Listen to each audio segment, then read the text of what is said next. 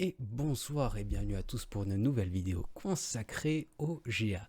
C'est Pico en direct du Pradé. Et aujourd'hui on va regarder un match. Alors il a beaucoup de retard, j'ai pas pu publier énormément de matchs. J'ai énormément de travail ces temps-ci, donc peu de temps pour faire les montages et peu de volonté également pour les faire. Mais ce match, c'était vraiment un match exceptionnel à jouer. Je suis vraiment content de vous le présenter. Alors ça représente pas forcément ma saison, donc j'ai quand même 2 défaites sur la saison, donc contre un Shadowland et un FC. Donc vraiment grosse saison, mais ce match en l'occurrence il vaut le coup. Mais avant de regarder ce match, rendons gloire vraiment aux bons joueurs, aux meilleurs joueurs de GA, et rendons-nous sur le mercato, sauf que j'ai oublié de switch la scène. Pom, on est donc ici et on va aller sur le mercato où déjà nous pouvons saluer donc ceux qui ont réussi à atteindre les top classements cette saison. Donc Morph PT de Portugal Was Reborn. Alors je sais pas vraiment si c'est un FR, mais si c'est un FR, respect parce qu'il vient de signer 3 top 10 d'affilée. Les 3 derniers mois il était dans le top 10, donc vraiment respect. Et sinon on retrouve l'énorme FC Valentin, Calcior Lamandal, donc qui sont présents dans le top 50. Dans la division 2 nous retrouvons Ralbol. C'est pas mal comme pseudo, Ralbol. De le réveil de la force de Falan Lancer de Crazy Strambawiz. Nous retrouvons Célestin, la lune des rescapés de Mandalore. Nous retrouvons Ross, des trous de fut. Les trous de fut. Zan Mato de l'ordre de l'Éclipse. Loïc, des loups de l'Otal. D'ailleurs, les loups de l'Otal qui m'ont envoyé un petit message il y a pas longtemps. Et qui sont super bonnards, du coup je les salue au passage. Et enfin nous retrouvons Matt Max des Veuves Noires, toujours dans la 4ème division. Et Loulou nous a préparé, nous a concocté un petit document, histoire de savoir qui étaient les meilleurs en GA. Et donc déjà, quelle guilde a emmené le plus de membres? Donc, je vais ouvrir l'original pour l'agrandir un petit peu. Quelle guilde a emmené le plus de membres dans le top 50 GA? Donc nous retrouvons en première position devant les clans, et ça c'est assez fou pour être souligné, la QLF qui fait une super perf. Seule et première en tête avec 9 top 50 suivis par les clans, Zeta Prime, Hexagon Phi, l'Ordre des Castors et les Rescapés de Mandalore, Darkside of Jezastar, nos amis les Manchots de l'espace grâce à Greggy, RFF Andor, Hexagon Padawan, Greenpeace grâce à son représentant Loulou, Stark Mo Corporation, le cartel insurrection Husk qui depuis a changé de nom, et Portugal Was Reborn. Et donc ça c'est pour les guildes qui ont le plus de représentants dans le top 50 et les meilleurs joueurs GA francophones. En l'occurrence, donc nous avons Inceptors, Cryptic, Sadik Lamandal, évidemment, Greggy, le super, le Morph, mais je suis pas certain qu'il soit français. S'il l'est, j'aimerais bien le rencontrer en tout cas. Magic, Machiavelli, le bon loulou, Ewol Lavandal, le tueur, Farroyer et Alien Log. Donc voilà nos meilleurs représentants français en GA, donc depuis que le classement existe, et le classement existe depuis décembre 2019. Donc on a une belle représentation sur 1 an et 4 mois de GA. Donc on va pouvoir passer au replay du match. Donc ce match il était juste fou. Pourquoi? Alors, je vais revenir un petit peu en arrière. Mon adversaire suivant son gag history, pose entre 3 et 4 GL. Je le rappelle, je n'ai donc que 3 GL. Et donc la question c'était de savoir vraiment s'il allait poser tous ces GL en défense, s'il n'allait pas tous les poser, sachant qu'il les pose pour certains dans des configurations un petit peu spéciales. Et donc je vais commencer par vous présenter mes défenses sur ce match. Donc mes défenses sur ce match, en première ligne, nous trouvons un GG plus une Padmé. Pourquoi pas de GL en première ligne, étant donné que je veux vraiment qu'il consomme ses counters avant de tomber sur le GL. Sachant qu'en plus de ça, donc le plus gros de son stuff est en défense. Je précise au passage que Monsieur Surgical Precision avait des modes qui étaient vraiment nuls.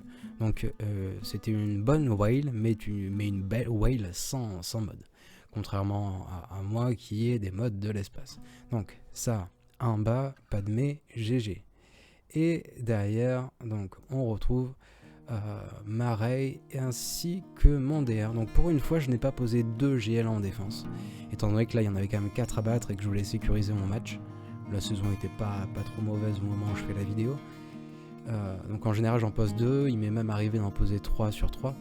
Mais là en l'occurrence il faut que je garde un petit peu plus de marge de manœuvre si je veux réussir à tomber l'intégralité de son stuff. En haut, nous avons des équipes tout à fait bateau. À noter que dans mode Motma, j'ai mis base. Je vois qu'il passe généralement avec les IT contre mode Motma, donc ce que je fais moi également. Et je me dis, sait-on jamais, je peux tenter un base, étant donné que base gagne du TM à chaque fois qu'un ennemi gagne un buff. Donc il y a possibilité qu'il gagne suffisamment de TM pour dispel tous les buffs en face et donc il empêche un petit peu la team de jouer. Sachant que Makara est à 313 ou 317, j'ai un doute entre les deux de vitesse. Donc il y a quand même un petit peu moyen d'embêter, de contraindre ces IT en face. Et à côté, donc 2 équipes des plus banales. Et derrière, en flotte, on retrouve un grand classique, le Nego R8. Si les R8, c'est pas fait pour être conservé en attaque, c'est fait pour embêter en défense. Ainsi que donc un petit trône. Maintenant, nous allons pouvoir constater de ses défenses. Et que nous a-t-il réservé? Ainsi une Rey Malak ainsi que donc un Esselker. Donc pour le haut, et maintenant découvrons le bas. Nous avons un DR et un JML. On peut dire que ce mec met tout en défense, hein, très clairement. Bon, heureusement son DR est sans Malak, donc je suis pas sûr que ce soit un bon choix d'avoir séparé Malak ainsi que et de poser une autre team DR derrière. Je suis pas vraiment convaincu par ce choix, mais bon, ça reste tout de même une très bonne équipe, à ceci près que ses mods sur son équipe sont vraiment nuls. Je crois que son DR est même pas à 260 ou à peine à 260, 263 si j'ai bonne mémoire, c'est-à-dire que même mon Vador outspeed son DR. Et ça c'est génial quoi, c'est génial. Et maintenant on va passer au replay du match. Donc comme vous avez pu le constater sur ma chaîne, il y a très peu de temps j'avais effectué des tests en utilisant CLS contre sa config de JML. Et c'était bien pour ce match que j'avais préparé, que j'avais effectué des tests. Et donc maintenant nous sommes dans un cas concret, dans une situation réelle, où le match va devoir se passer à merveille. Alors comme toujours je suis stressé dans les matchs de GA, du coup je mets toujours 10 plombs avant de choisir mon équipe, de me décider à attaquer. Je vous évite tout ce moment et on passe au début du combat. Donc je rappelle que son combat était RNG sur les tests que j'ai fait, j'ai perdu 2 matchs sur 7 je crois. Donc voilà, ça passe pas à tous les coups. Première chose à faire, vous tombez le Wat Tambor. Suite à quoi vous attaquez au JKL. Alors je précise que pour le coup je suis plutôt content vu que j'avais trouvé aucun tuto sur le net. Je me suis dit ça doit pouvoir fonctionner, du coup j'ai fait mes tests de mon côté. Et là on peut regarder ce qui se passe. Donc au début c'est parfait, j'ai réussi à tomber assez rapidement au Wat Tambor. Là le petit JKL se fait bien booster, du coup ce qui m'embête un petit peu. Son DPS va commencer à bien augmenter, ce qui pourrait me mettre dans une situation un petit peu périlleuse. Heureusement, donc je pense qu'il doit avoir une flèche vitesse sur son JKL, ce qui fait qu'il lui manque un petit peu d'attaque sur son JKL. Et il me fait pas non plus des dégâts tellement fous. Bon, j'ai quand même très mal sur mon Han, mais là, ça y est, j'ai pu récupérer ma super au niveau de ces 3 PO et je vais pouvoir commencer à taper vraiment fort. Donc là, ça tape, c'est à l'agonie, il faut l'achever. Et une fois qu'il est tombé, une fois que le JKL adverse est tombé, ben, le match est fini. Très clairement, là, il n'y a plus qu'à temporiser. Donc vous allez voir que je vais essayer de temporiser, de regagner un petit peu de protection. Je me doute bien que sur Showy PO, ce sera quelque chose de compliqué. Mais sur Anne et Showy et ces 3 PO, c'est encore possible de regagner très clairement. Donc de la protection, histoire d'essayer vraiment de maximiser toujours ces bannières. Donc là, je vais même décider de temporiser et de me centrer sur l'ermite Yoda, ce qui va me permettre donc de taper plus de fois, et si je tape plus de fois, je regagne plus de protection. C'est dans l'ordre des choses établies. Donc là, j'aurais plutôt dû faire une basique. Si j'avais fait une basique, ça aurait rechargé l'aspect 1 de mon Showy PO, ce qui m'aurait permis de regagner un petit peu plus de protection. J'avais pas besoin de faire une full assist, très clairement. Là, le match est sécurisé sous contrôle. Donc Shoei et C3PO ont récupéré toute leur bannière. Il y a un petit doute sur Han. Pourra-t-il le faire? Et donc là, c'est gagné. Il ne manque plus que Shoei PO, mais pour lequel il manque vraiment beaucoup de protection. Il faudrait que je réussisse à faire. Donc ça se paye un minimum, grand minimum 2 fois pour qu'il termine full protection. Je décide donc d'achever ce combat. Et c'est quand même beau, quoi, parce que là on est sur du 59 bannières sur un soft counter de GL, donc je suis très content de l'issue de ce combat. Parfait. Donc là, contrairement à d'habitude, quand vous regardez mes streams, j'applique toujours une strat. Je tombe les 2 équipes qui sont ici, donc en bas, pour découvrir ce qu'il y a derrière. Là, en l'occurrence, je suis sur un scénario, il y a donc 3 GL qui sont de l'autre côté. Et donc, j'ai tout intérêt à commencer par ces GL. Pourquoi? Étant donné que si jamais je fais un fail, donc moi j'ai prévu mes équipes, j'ai prévu mes counters, mais si jamais je fais un fail, il faut vraiment que j'ai de quoi rattraper. Derrière. Alors que son DR, étant donné qu'il est sans malade, je peux y aller avec plusieurs teams. Mais là, donc la question, j'ai prévu d'envoyer mon Vador sur son DR, très clairement. Mais si jamais je foire un de mes counters, donc j'utiliserai plutôt mon Vador pour reprendre un fail sur un de ces GL. Et j'utiliserai une autre team comme, je pense, des IT qui pourraient passer sur son DR, étant donné que son DR est quand même assez lent. Et qu'il est sans malak. Donc maintenant, prochain match, que va-t-on faire? Comme d'habitude, je vais mettre une plombe à réfléchir, à me dire, j'utilise ça, je suis en stress, en panique, la pression du résultat. Et là, donc, on est au début du match. Vous pouvez apercevoir le counter classique donc à SLKR avec donc le bon Jedi Knight Revan et toute sa clique. Donc premier move à effectuer, toujours le même. Donc on commence à cibler le Hux. S'il n'y a pas de modage spécifique, je précise en face, on cible le Hux histoire de pouvoir regagner du TM avec nos personnages, c'est fait. Suite à quoi j'ai oublié le tour de Yoda, donc l'aspect 2 pour donner donc la prévoyance. Maintenant on va commencer à DPS petit à petit, ou du moins d'augmenter le DPS de JKL pour arriver au deuxième tour de Jedi Knight Revan et tenter donc le one shot sur le bon raid. Et là nous avons un hit à 148 000, ce qui fait quand même plutôt plaisir et ce qui lui permet de tomber en un coup. Là j'ai une assist où je peux invoquer JKL alors qu'il a plein de bonus, ce qui peut tomber très clairement le Kairu en un coup à 172 000. Donc c'est parfait, je peux dépoter. Et maintenant le but sera de conserver SLKR sous Ability Block. Là pour l'instant ça se passe très bien, comme vous pouvez le constater, j'ai encore énormément de personnel, mais tout le monde est full protection.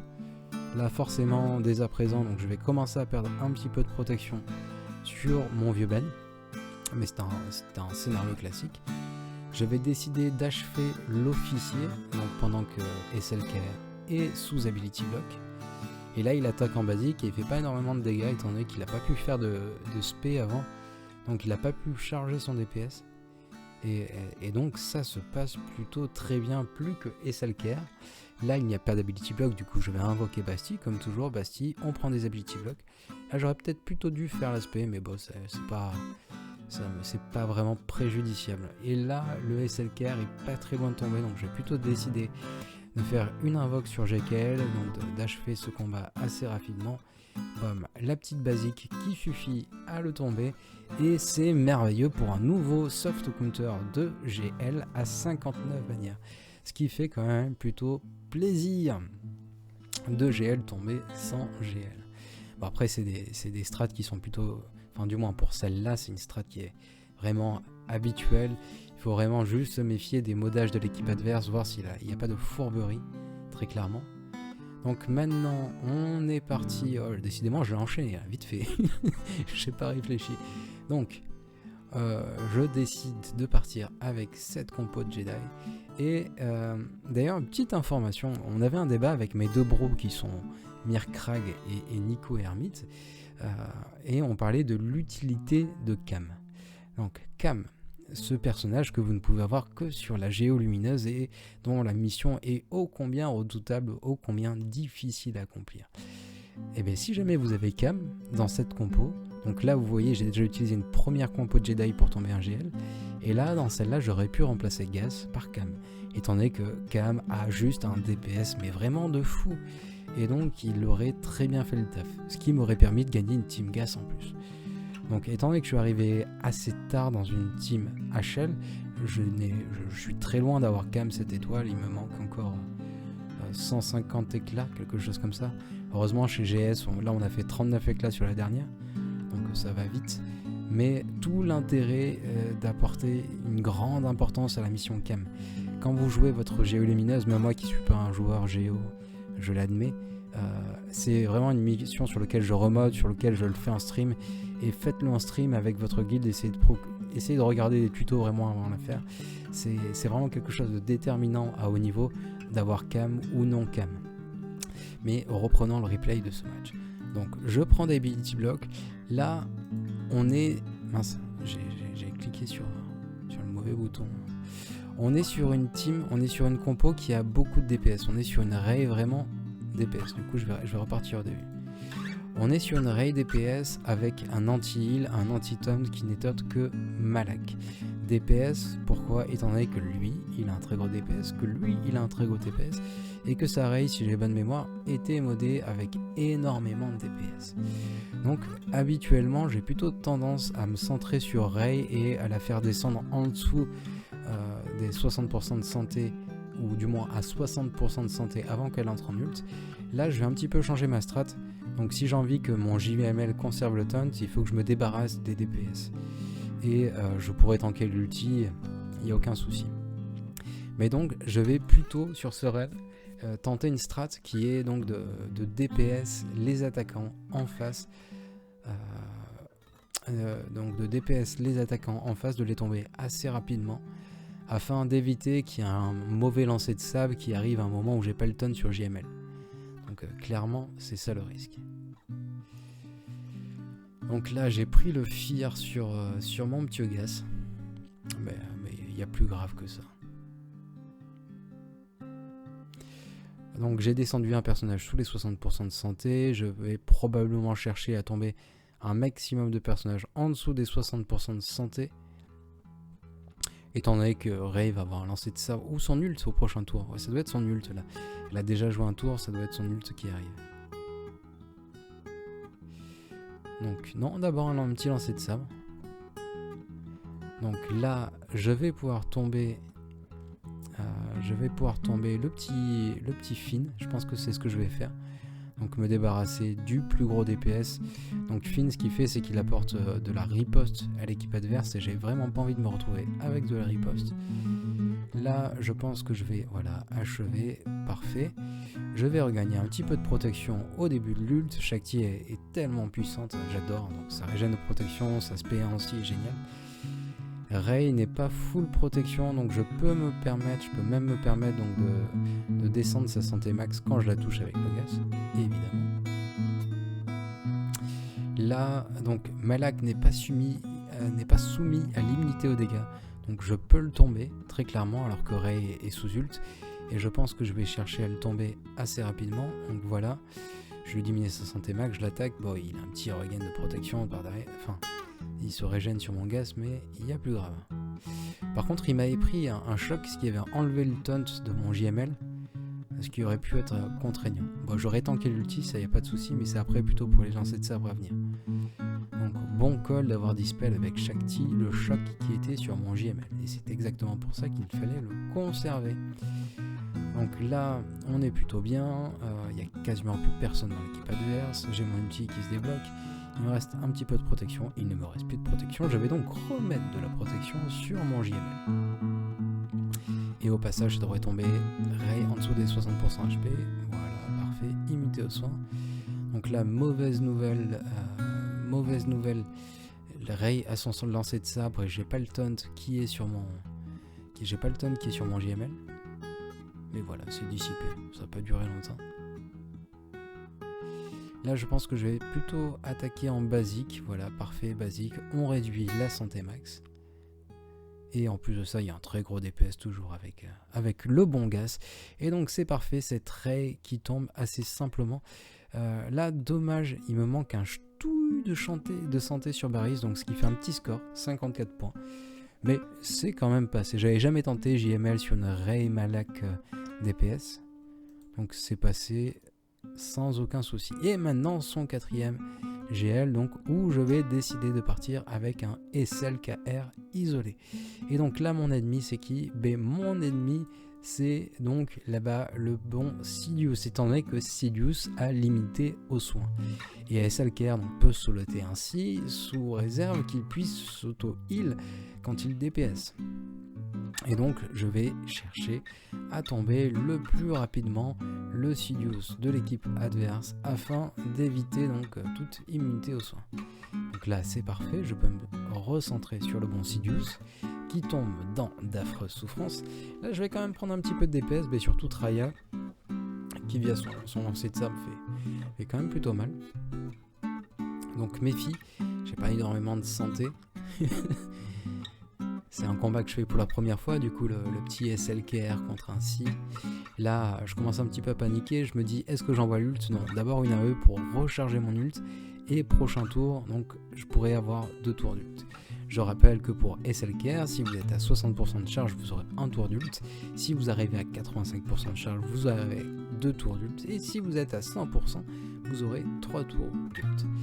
Contrairement aussi, en fait l'intérêt d'envoyer SLKR solo, c'est que s'il ne pourra au contraire pas charger, ou du moins moins vite charger son ult, s'il y a moins de personnages en face.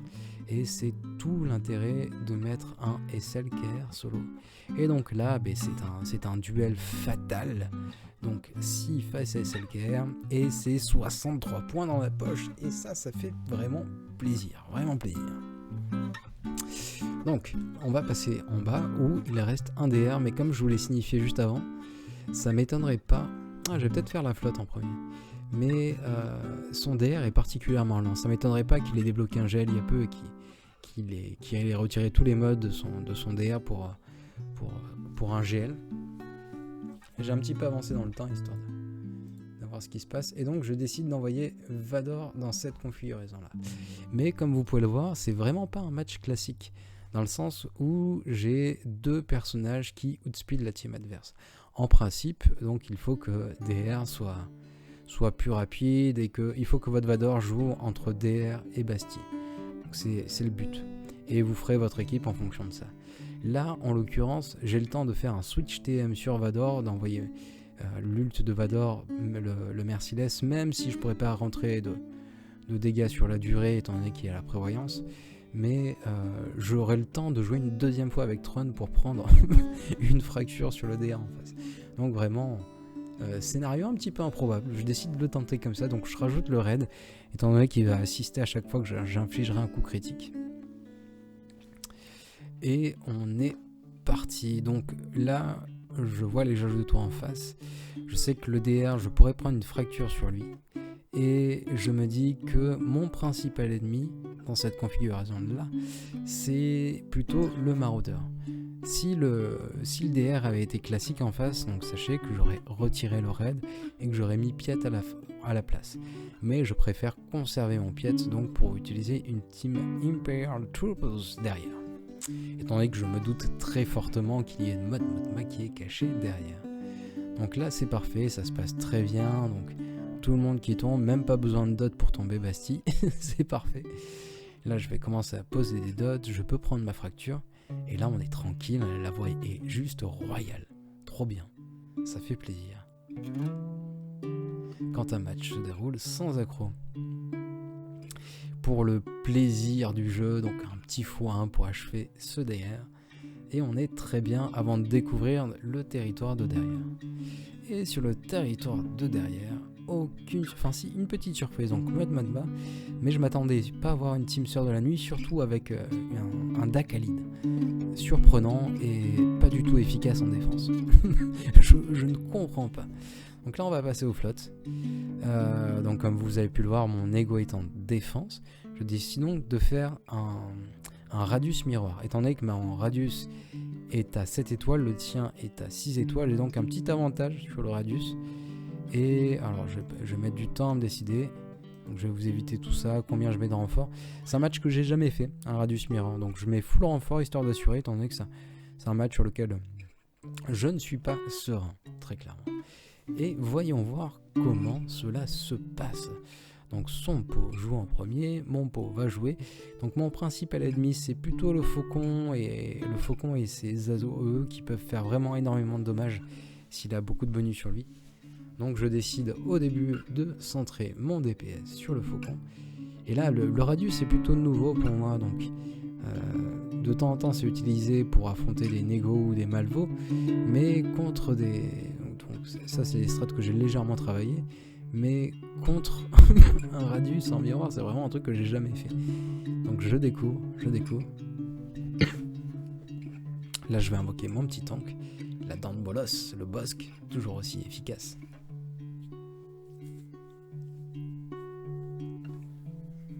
Lui de son côté il m'invoque un premier tank, mais je suis assez surpris de retrouver le Bix, donc il a très clairement cassé sa team rebelle, et je trouve pas que ce soit un bon call. Moi je réussis à terminer donc son faucon, avant que son faucon ait réussi à me DPS, donc super nouvelle. Je réussis une nouvelle fois à prendre un kill. Là je vais pouvoir enlever tous les malus que j'ai sur moi, regagner un petit peu de protection. Et là le scénario est verrouillé, très clairement, il n'y a plus de quoi avoir peur. J'ai plus qu'à envoyer mon ult qui ne saurait tarder. Qui réussit à me toucher, à me retirer un petit peu de santé et protection tout de même sur mon pot. L'ult n'est pas encore chargé, je peux appeler un dernier renfort, et à choisir, il n'y a pas photo, je prends les bonnes. Les bonnes est beaucoup trop puissant.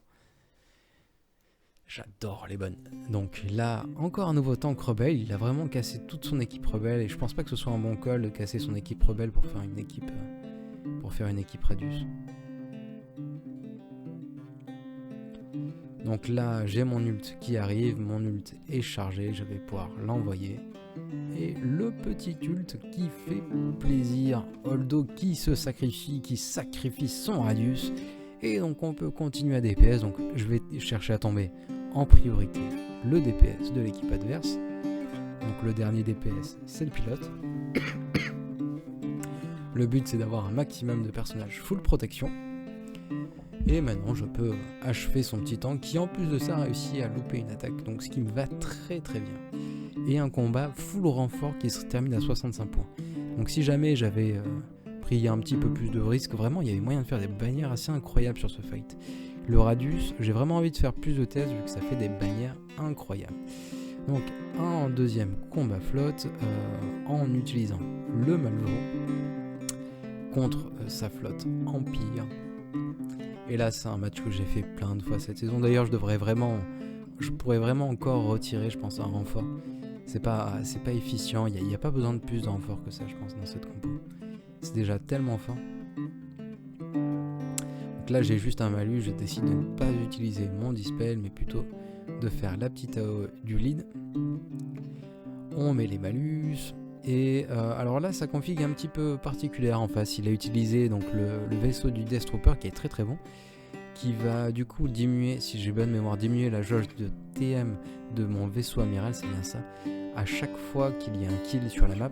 Donc cherchez, il faut pas le tomber en dernier, vraiment essayer le DPS assez rapidement, sinon votre adversaire aura son ult avant vous. Et c'est un scénario qu'on ne veut pas voir. Là je vais donc invoquer mon espion, mais là en l'occurrence j'ai un gros hit sur l'espion. Je peux cibler la navette de l'empereur, donc je vais décider de lui mettre un petit coup avant d'aller terminer évidemment donc le vaisseau du Death Trooper.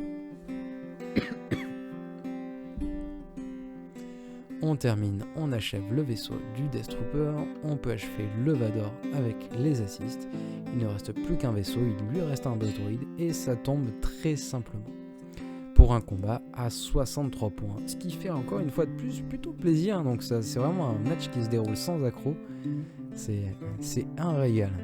Donc maintenant, d'hésiter face à Mon-Mothma. Alors je suis peut-être allé un petit peu vite en besogne, donc je vous rappelle le niveau de Gears de mes IT. On a Gideon qui est tout juste G13 sans relique sur lui, et tout le reste est G12. Mais c'est un combat que j'ai fait plein de fois cette saison, c'est vraiment archi safe, et c'est surtout super fun à utiliser. La mécanique des IT, mais c'est génial, c'est génial. Donc c'est un plaisir de pouvoir vous proposer ça pour un bon moment d'accession. Chercher à DPS en priorité du coup, maintenant que j'ai refait ma strat, que je l'ai travaillé, dirions-nous, je cherche plutôt à DPS le petit Wade gentil en premier dans le cas où Biggs prenne un tour, donc qu'il me fasse pas une assise sur le Wade. Si jamais donc Biggs se prend un coup critique, il gagnera 100% de jauge de tour, hormis si vous réussissez à mettre donc la confusion avant qu'il ne joue. Mais donc pour l'instant j'ai plutôt intérêt à tomber tous ses copains, je cherche même pas à mettre la confusion sur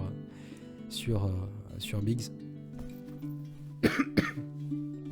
Là j'ai fait une attaque de masse, du coup il a pris son tour, ça s'est chargé.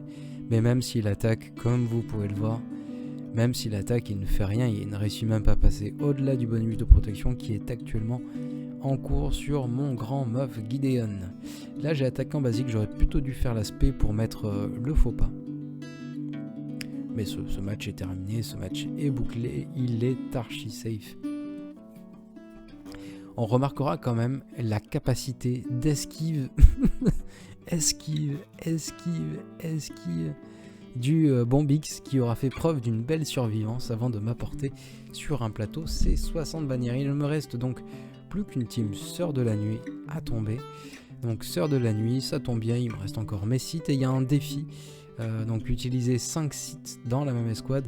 Là en l'occurrence, comme vous pouvez le voir, il a encore un GL dans mes défenses qu'il n'a pas osé attaquer et j'étais très largement devant lui en termes de bannière à ce niveau là de la partie. Je peux donc m'amuser à me faire un petit défi et je vais plutôt partir donc sur un trial lead plutôt qu'un empereur lead.